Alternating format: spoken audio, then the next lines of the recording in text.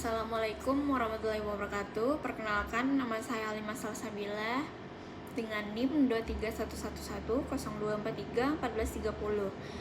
Di sini saya akan membedah perilaku organisasi dalam PT Ruby Mineral Energi, yang dimana perusahaan ini bergerak pada bidang transportasi BBM bersubsidi dan non subsidi dengan wilayah operasi Kalimantan seperti Samarinda, Banjarmasin, dan sekitarnya, dengan jumlah karyawan kurang lebih 30 orang termasuk supir, asisten supir, dan administrasi dan pengawas yang mengangkut dan mengantarkan BBM ke agen SPBU dan pelanggan industri. Ada motivasi dengan teori yang saya gunakan, hierarki kebutuhan Maslow dan teori dua faktor Herzberg. Yang pertama, faktor pendorong motivasi yaitu Maslow, gaji pokok yang cukup layak, asuransi kerja, dan tunjangan makan memenuhi kebutuhan fisiologis dan keamanan, kebersamaan antar sopir, dan membangun rasa kebersamaan. Lalu ada Herzberg, apresiasi jika tugas selesai tepat waktu, kesempatan naik jabatan jadi pengawas, dan kebebasan mengatur rute perjalanan termasuk faktor pendorong. Lalu ada faktor penurun motivasi, di mana beban kerja tidak menentu alias sering lembur dan tanpa tambahan upah jelas. Lalu yang kedua ada kendaraan sering rusak dan perawatan lambat. Lalu ada sanksi berat tanpa pertimbangan jika ada kesalahan kecil. Selanjutnya komunikasi. Pola komunikasi yaitu formal, rapat mingguan, surat dinas, dan informal, obrolan antar rekan kerja.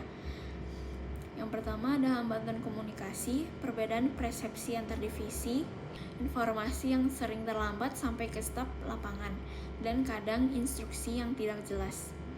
Selanjutnya ada efektivitas komunikasi, vertikalnya cukup baik dari atas ke bawah tetapi kurang lancar dari bawah ke atas. Karyawan jarang berani menyampaikan keluhan. Selanjutnya ada horizontal, masih kurang erat antar divisi pemasaran dan gudang. Sering terjadi miskomunikasi soal stok barang. Lalu ada pengaruh teknologi.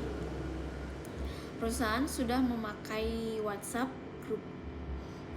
group dan email, tetapi belum ada sistem terpadu sehingga informasinya sering tersebar dan tidak teratur.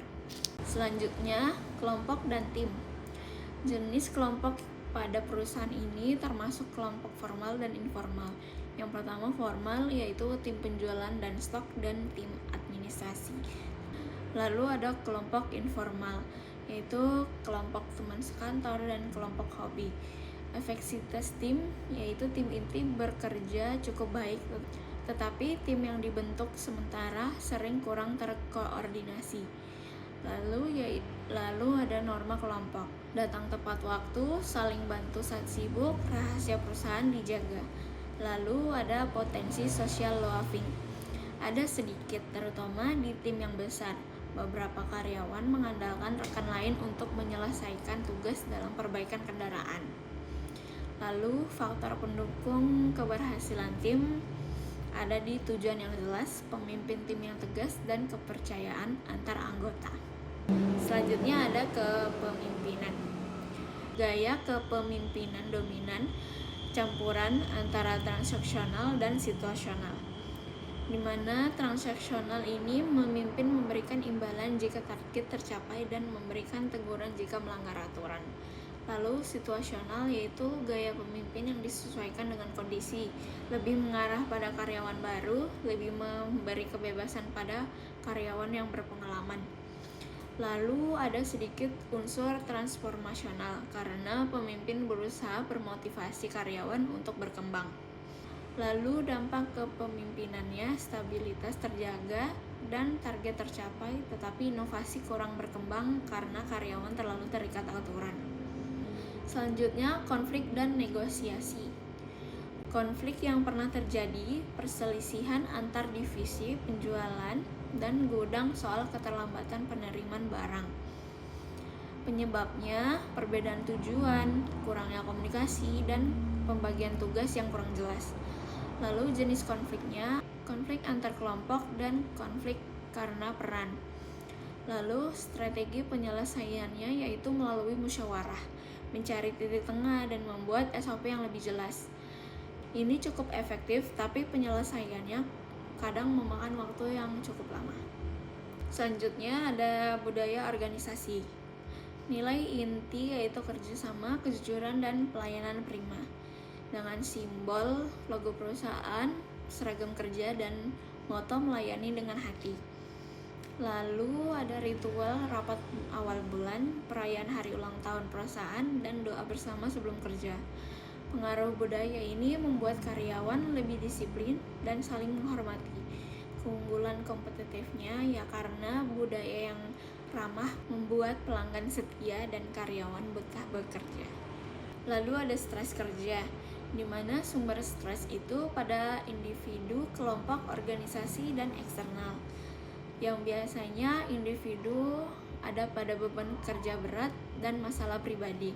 Lalu pada kelompok, persaingan itu tidak sehat dan kurang dukungan rekan. Lalu organisasi yaitu waktu yang panjang, target yang terlalu tinggi. Lalu ada eksternal, yaitu biaya hidup yang meningkat dan masalah transportasi. Lalu selanjutnya dampak stres, yaitu pada individu ya mudah lelah dan kurang fokus. Lalu pada tim, kerjasama yang menurun, sering terjadi kesalahpahaman. Lalu pada organisasi, produktivitas menurun dan tingkat absensi sedikit meningkat. Selanjutnya analisis kritis sebagai pemimpinan. Yang pertama ada 3 masalah paling serius pada sistem komunikasi yang belum lancar, motivasi karyawan yang belum merata, potensi stres kerja yang cukup tinggi. Selanjutnya mengapa berbahaya, yaitu komunikasi yang buruk menyebabkan kesalahan kerja dan kerugian pada perusahaan, dan motivasi yang rendah menurunkan produktivitas dan membuat karyawan mudah keluar.